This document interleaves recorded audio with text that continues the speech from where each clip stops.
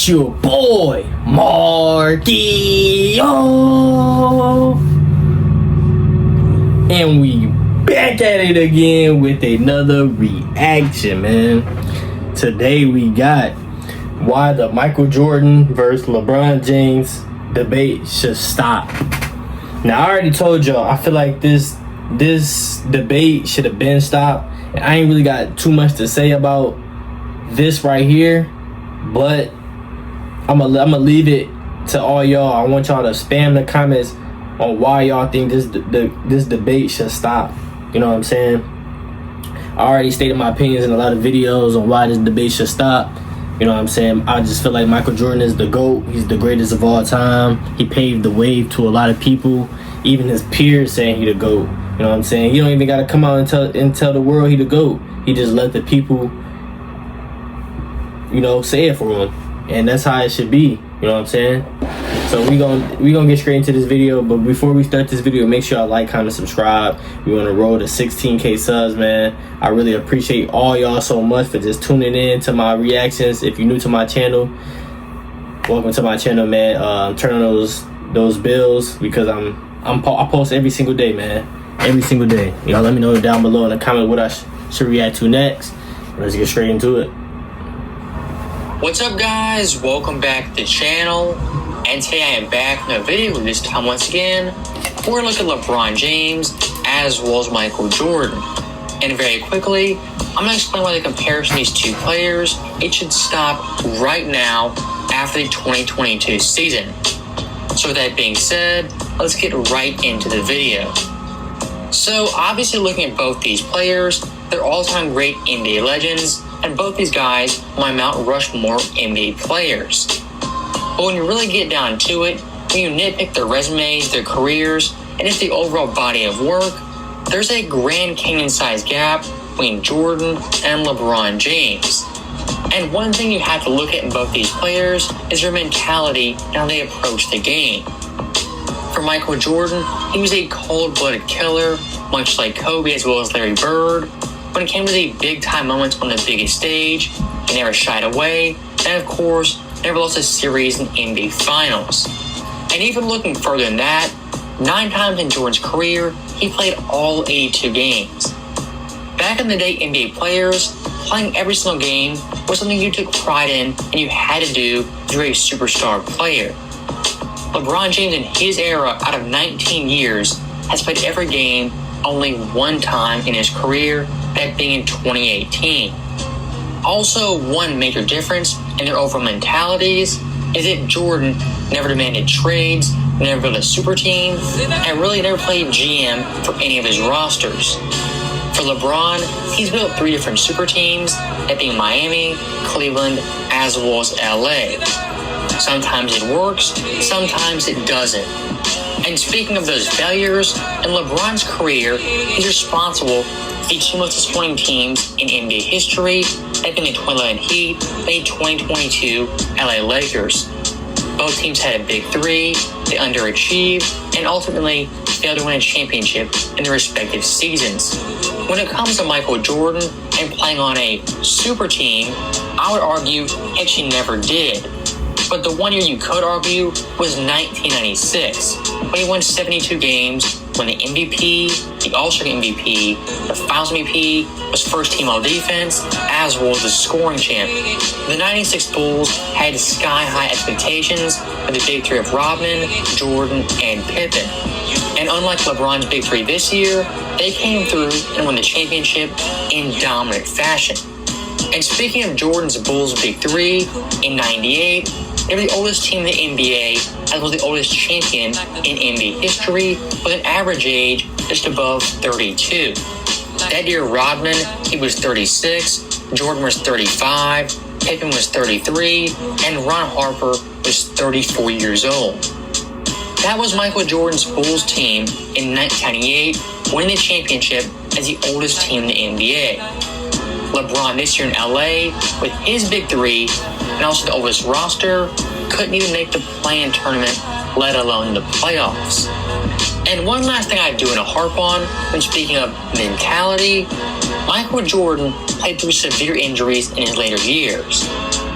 Looking back at 98, that year Jordan in the playoffs, he was a broken finger at the age of 35 and still won the championship.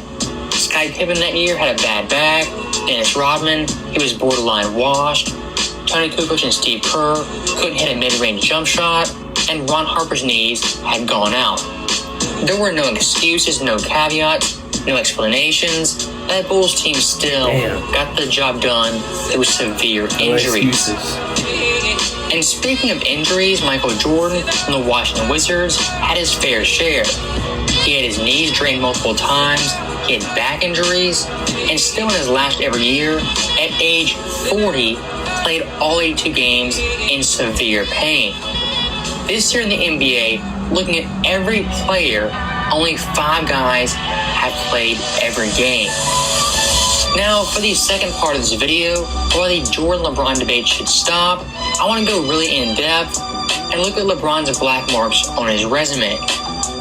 Go back to the 07 Finals, LeBron's first ever Finals appearance.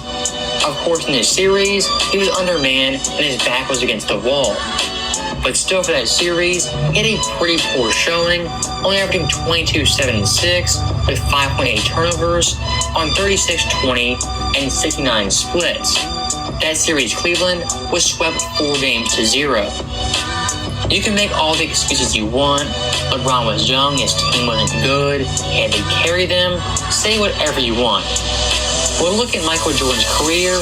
Even against the best defensive team of his era, that being the Pistons, he still dominated the 4 times he played them. Look at his career playoff average versus Detroit. He averaged 30 points per game, nearly 7 boards, 6.1 assists, 3.3 turnovers on 48, 30, and 81 splits. In a single series, he never averaged less than 27 and shot below 45%. And going back to LeBron James, looking at his black marks, in 2010 versus Boston, as a favorite, up 2-1, LeBron James choked the final 3 games, with Cleveland losing all those games. In that stretch, averaging 21, 11, and 8, 15 from 3? Oh my turnovers God. on pitiful 34, 15, and 74 splits, and losing a playoff series as the favorite for the second straight season. And looking at the 2011 Finals, the infamous series, he was even worse. Averaging 17.8 points per game, the 5th highest in the series, 7.2 boards, 6.8 assists, 4.0 turnovers on 48, 32, and 60 splits. In Game 4 of that series, he scored 8 points, and when it came to fourth quarter clutch time scoring, he shot a pitiful 34% from the field. When it comes to Michael Jordan and his worst ever final series, that was 96 versus the Sonics, one of the best defensive teams in NBA history. Still, Jordan in that series averaged 27 points per game, 5 boards and 4 assists, on 42, 32, and 84 splits. Michael Jordan's worst ever finals performance was averaging 27 a game. That's crazy. Keep that in perspective. That's when good, talking about though. LeBron James and his overall greatness. And lastly, looking at LeBron's time in LA, this is the nail in the coffin for his GOAT argument. Looking at 2019, the Lakers, they won 37 games, they missed the playoffs. LeBron James activated playoff mode and proceeded to flame out. 2020, they won the Bubble Championship. 2021, they won 42 games and were first round exit. With the Big Three, only won 31 total games. They were 11th in the West and somehow missed the play-in tournament. When looking at Michael Jordan's career, you can't find a single year where he was a massive disappointment. You could argue 1985 when he came back for 17 games and played out versus the Magic, but that's a very hard case to make. And if you really want to get down to it, just look at the better overall player when it comes to playoffs. Michael Jordan at his best in the playoffs was better than LeBron, and LeBron at his worst in the playoffs was worse than Jordan. It's a pretty simplistic way of looking at it, but it paints a pretty good picture of both these players. Now, for part 3, the final part of this video, let's look past the stats and really dive deep. When looking at 2 players from 2 different eras, already your back's against the wall when comparing them. The 1990s had better defense, better rivalries, it was more physical. The 2010s in LeBron's era They had better athletes, better shooters, and the overall offensive schemes were more advanced. LeBron, his career, has better longevity, but Jordan had a better prime. The overall debate, it could be endless, and really there is no true answer of who the better or even greater player is. Like me, you can have your opinion and base it all in facts. But at the end of the day, it's still an opinion, and nothing is certain comparing two players from two different eras. That right there is why I love player comparisons. It's debating, it's going back and forth, you make your point, you counterpoint. It really goes beyond basketball and it transcends sports. And I think debating greatness, it'll always be a conversation, and these two guys will always be linked. So my final point, my final message, for looking at LeBron and Jordan, me personally, I think Jordan is the better and greater player. I think he'll always be that, as LeBron James is 37. But for younger NBA fans, the next generation, maybe their opinion will be different and their criteria won't resemble mine. That's why I love these debates and look at NBA GOATs like LeBron as well as Michael Jordan. So with that being said, that is the end of the video. That's my final point. I need y'all to flood the comments right now. If you see in this video, flood the comments. Let me know, why do y'all think this GOAT debate should stop completely?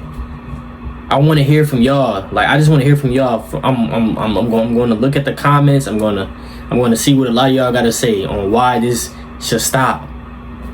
Even though it's 2026 and it hasn't stopped and it's never going to probably stop. Even if LeBron won a championship, he won 2 championships with Philly. It's never going to stop. They gonna keep saying he the GOAT, he the GOAT, he the GOAT, he the GOAT. Even if he not the best player on the team, they gonna still say he's the GOAT. Facts. Y'all let me know in the comments down below, man. Make sure y'all like, comment, subscribe. Turn on those notifications because I'm posting every single day, and don't miss out on a new reaction. I'm gonna see y'all in the next video. I'm out.